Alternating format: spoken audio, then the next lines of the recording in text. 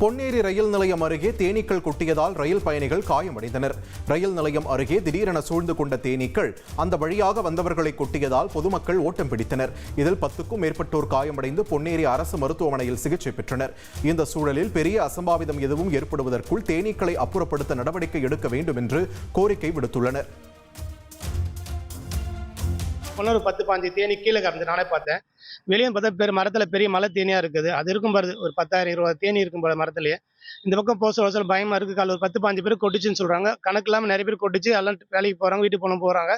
ஆனால் இப்போ 10 பேர் 5 பேர் நம்ம ஹாஸ்பிட்டல் ஜிஹெச்சில் இருக்காங்களாம் தேனி கொட்டி. ஸ்டேஷன் கம்ப்ளைண்ட் பண்ணால் அவங்க நீங்கள் ஏதாவது மருந்து வாங்கி கொடுங்க, அடிக்கிறேன் மாதிரி சொல்லிக்கிறாங்க. இங்கே பக்கத்தில் இருக்க எல்லாம் கேட்டதுக்கு. அதாவது தயவுசெய்து ஃபயர் ஆஃபீஸில் இது கொஞ்சம் க்ளீன் பண்ணி கொடுங்க. அதனால அப்பப்போ வந்து ஒரு ரவுண்டாக வந்து கொட்டுது சார். பயங்கரமாக பெரிய குண்டா இருக்குது சார். பார்க்கறதுக்கே பெரிய இதுவாக இருக்குது. பூச்சிகளும் பெரிய பெரிய பூச்சிகள் சார், வந்து கொட்டுற பூச்சி எல்லாமே.